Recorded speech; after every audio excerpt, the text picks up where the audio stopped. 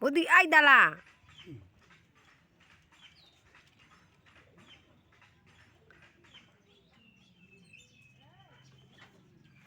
အဖေကမြတခါတလေကျဝေဘူးဆရာတော်ဖះဝေဘူးဆရာတော်ကြီးစီတရားထိုင်တော့ငါဟာတွေမှတ်မိလားမှတ်မိလားဆရာတော်ကဒီပြင်ထိတာကိုသိဖို့ရတယ်အဲ့ဒါအမြဲတမ်းဟောတာဟိုဘွေတဲ့ကြတော့ဘုရားတရားသဘောနဲ့ဟောတယ်ဘလို့တော့တို့အိမ်တော်ကကိုနေဟာကိုလေဝေဘူးဆရာတော်ကြီးလေသူကအတန်လဲတော့မကြည့်ဘူးအတန်သေးတာဆရာတော်ကြီးကဥပုဒ်တိုင်းကြတော့ဆရာတော်ကြီးကအဲ့လိုတရားတက်ဟောသလားဓမ္မယုံမဟုတ်ဟုတ်သီလာပေးတရားဟောပေါ့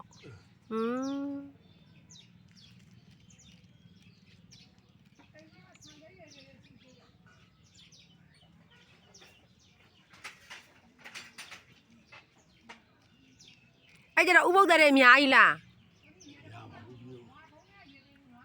အဖေတို့မြဲနေတဲ့လူကဘယ်နှစ်ယောက်ရှိရတော့မြဲနေတဲ့လူကဟာရဲ့ဟိုရဲ့ဘိုးတော်ရဲ့ဘိုးဟာရဲ့နောက်ပြီးတော့ဟို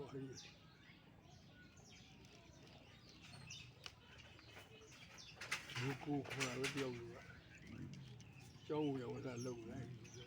လူကိုတဲ့နောက်တစ်ခါလေးလာတဲ့ခါတောင်းလာရှင်းနေ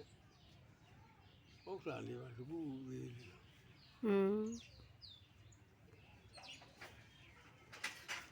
အဲ့ကြဘယ်နှစ်ယောက်တော့ယောက်ျားတွေက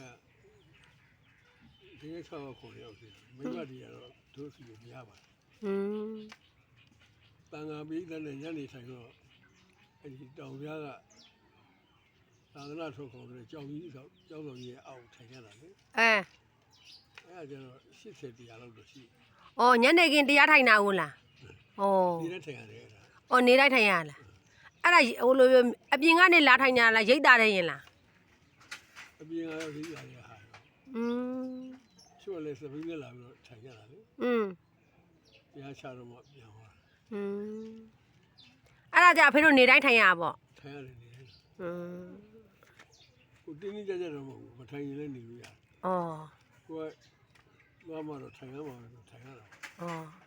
။အဲ့ကြဖေတလားတိတိပေါ့။မပိုးဘူးလား။ဟုတ်တလား။ဒီအခါလဲရှင်ဘူးဟာအခါလဲနဲ့တလားရှင်